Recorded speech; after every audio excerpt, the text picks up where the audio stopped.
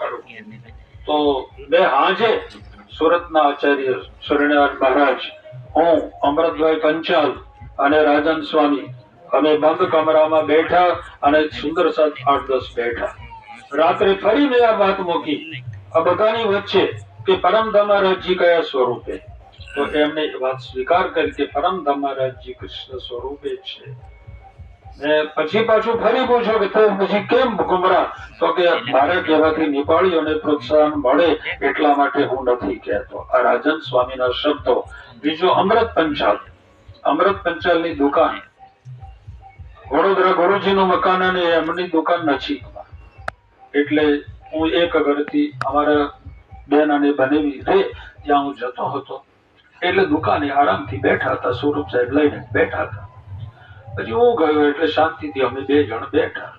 અમૃતભાઈ પંચાલના પપ્પા અને મારા આપણે નટુ ગુરુજી 2 મિત્ર.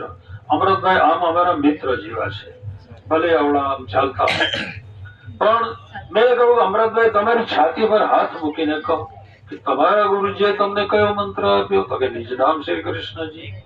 તો તમે કયા મંત્રના જાપ કરો? તો કે નિજ નામ શ્રી કૃષ્ણજી. તો સુંદર સાતમાં આવું કેમ કરો? તો કે મારે રશ્મિભાઈ પૈસો જોઈએ, એટલે મને પૈસા માટે હું આ કામ કરું છું, એટલે આવી વાત કરું છું. બોલો શ્રી પ્રાણનાથ પ્યારે કી. રમણભાઈ પટેલ પુરાલવાળા જેની યોજના બનાવી એમને પોતે સ્વીકાર કર્યું સાહેબ કે રશ્મિભાઈ અમે બે આ યોજના બનાવી. મેં એમને સંપ્રદાયની પદ્ધતિની વાતમાં કહ્યું કે પ્રાણનાથજી પોતે કહે છે કે હું રાધાજી સાથે કૃષ્ણજી જે છે એ સ્વરૂપનું ધ્યાન કરું છું. તો પ્રાણનાથજી કહેવા વાળા સાચા? પ્રાણનાથજી આપણને ગૌલોકી ધર્મ આપ્યો કે પરમધામનો આપ્યો? તો કે પરમધામનો આપ્યો. તો પ્રાણનાથજી સાચા કે તમે સાચા? તો કે રશ્મિભાઈ આખી આ યોજના અમે બનાવી, અમારો 2 મહિનામાં કાર્યક્રમ હોય અને તમે આવો, આપણે બેસીને હરખો કરીશું. આ રમણભાઈ પટેલના શબ્દો સાહેબ. ગુરુજીની બેઠક જગદીશ આહુજા નેલસોરમાં જાહેર મંચ ઉપર કહ્યું હતું કે જગદીશભાઈ તમે આ કામ ન કરશો.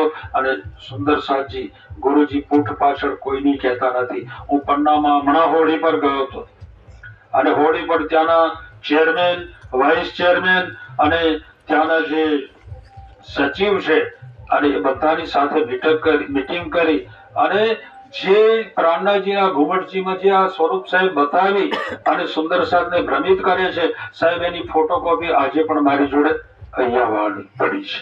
મારા મોબાઈલમાં તમને જોવી હોય તો હું આપીશ કે એ સંવત 1942માં રતનદાસ ફકીરે એ સ્વરૂપ સાહેબ લખ્યું. એમના અક્ષર ખૂબ સારા હતા અને 1960માં ઘનશ્યામદાસ પૂજારીના હાથે ત્યાં